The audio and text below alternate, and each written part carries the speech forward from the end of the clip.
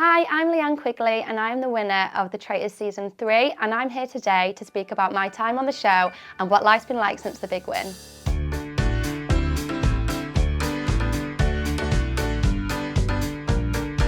So life since the show has ended has been really fun. I'm still a mum, I'm still a partner, so life at home is still very much the same.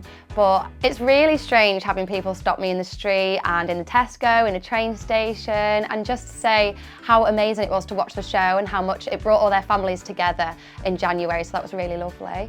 I did find it difficult being away from home. I have been away from home many a times before. Me and Sophie have spent a lot of time apart whilst we were both serving in the army. This time felt very different because it was the first time I'd been away with children at home and they were always on my mind, but I did it for them.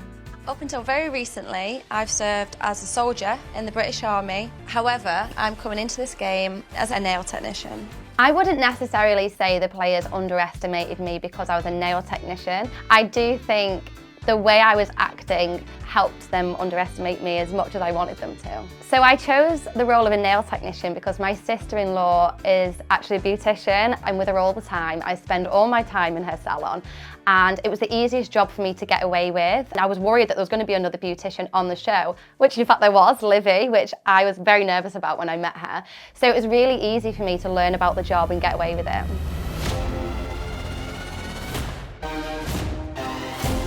Watching the show back, especially the ending, it was gut-wrenching, you know, seeing Frankie and Alexander at the endgame not have a chance of winning.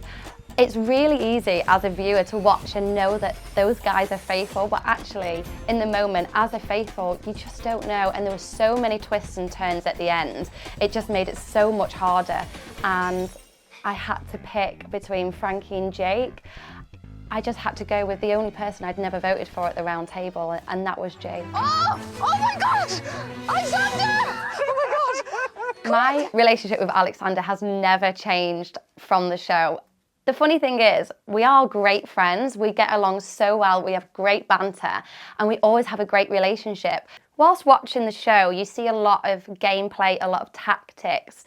When reality, when we're actually playing the game and filming the show, everybody has so much love for each other. There's a lot of laughs, there's a lot of love.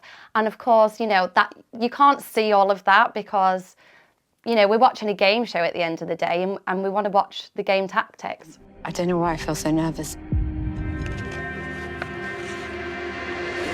So the Seer twist has had a mixture of opinions this season. I do think it added an interesting layer of the game. In other countries, the Seer has been used and there has been different outcomes. The Seer has actually ended up winning in different countries. So it all depended on who the Seer would choose. If Frankie, for example, had picked a faithful, who knows what the outcome would have been.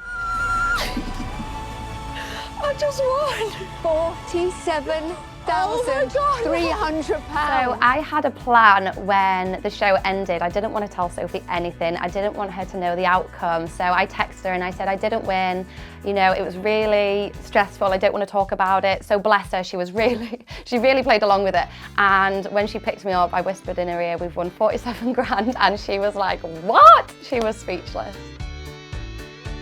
I do have a spending plan with the prize money. Me and Sophie would love to have another baby. We didn't have a great experience the first time around with the pregnancy and going into early labour. Even the newborn stage, when the boys come home from hospital after they were discharged, it was still really traumatic. They were on oxygen, so all of those lovely experiences as a new mum was ripped away from us. We're so lucky that the boys are just perfect now, but we would love another opportunity to have it go well this time.